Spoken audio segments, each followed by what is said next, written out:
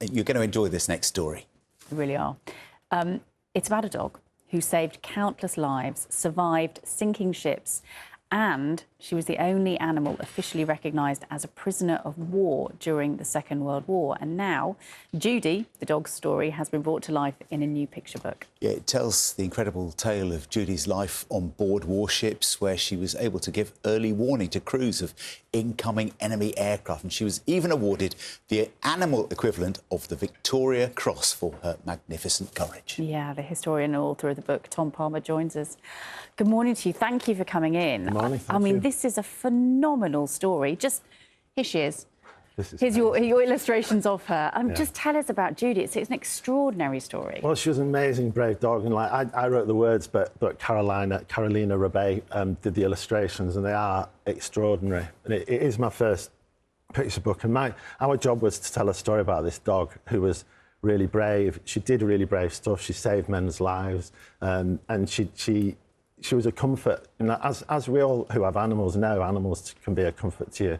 So tell us about Judy. Where was she? So initially she was in Singapore on a ship called HMS Grasshopper.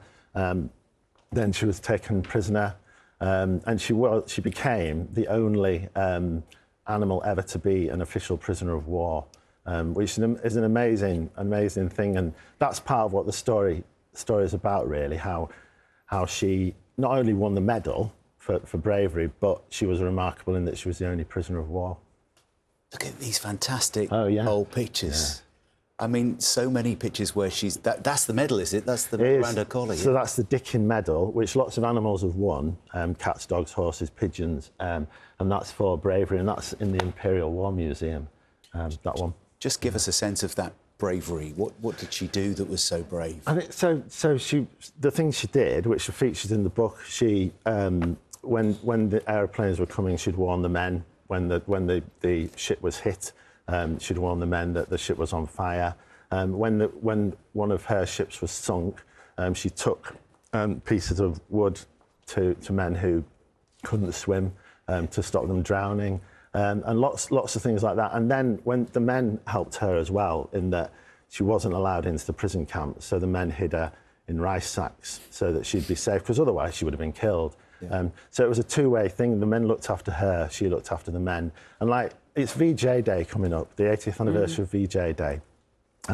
The men in those prison camps, it was absolutely horrific. And these men, in one slight way, were lucky because they had a dog like Judy, who's in the story, War Dog, to help them, comfort them.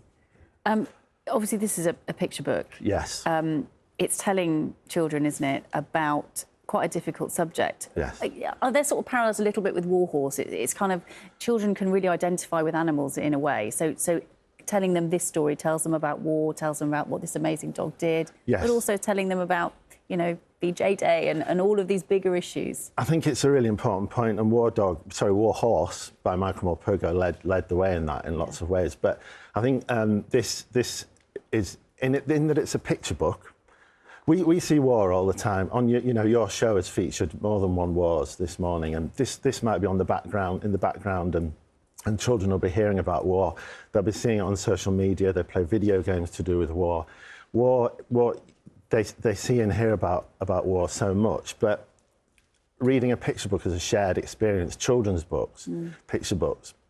You read it with a teacher in the classroom or with a parent or a grandparent, and you don't just read it, you discuss it. What's that? Have you got any questions? Your child might have a question for you. And you can give them a basic grounding on really what a war is. War is not exciting and dramatic and heroic. Well, it is in some senses, but for a lot of people it's horrific, and it's happening across the world now. And children need to know that, and picture books and children's books and teach them. Parents and librarians are the ones who can help children understand what war really is. Quite a difficult thing to put together, actually, and to tell quite a complicated story in such a small number of words. Yeah, but back to Carolina's illustrations, they just... When I saw my text, I was thinking, is this enough? Is this enough? And it's not.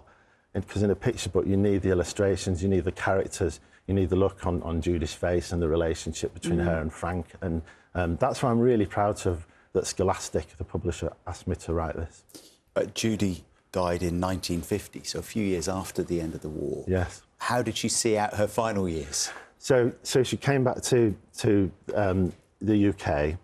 So Frank managed to get her back to the UK. She was in quarantine for 6 months, but he used to visit her every weekend. And then he went to, I believe he went to East Africa, and he took her with him, and they lived in East Africa for the last years of her life, and she's buried there. And you talk about Frank, that those two had the real bond, didn't they? Yeah, so in the story, he's the one who helps her out and gives her food, and she has puppies during the story. And the commandant, the Japanese commandant of the prison camp, he gets one of the puppies, and that's kind of why he makes her an official prisoner of war, because he wants to protect her, because I think he may have been a dog lover. That's Frank? Yeah, it is. Frank and Judy. Judy, yeah.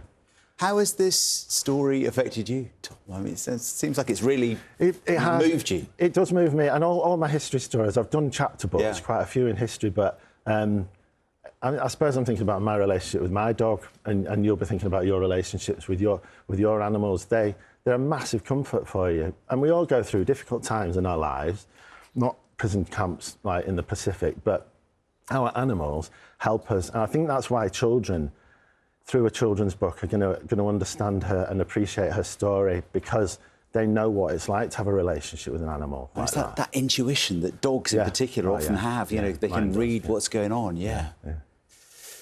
What an amazing story. Really I didn't know anything about Judy, but it's been an eye-opener. Thank you so much for coming in. Thank you so much, Tom. It's really lovely to see you. And a good reminder, of course, VJ Day on Friday. There'll be lots of commemorations on the BBC on that as well. Really important day. War Dog out now? Yeah, out on Thursday. Out on Thursday. Yes. Great Thank stuff. you. Thank you very much indeed. Thank you.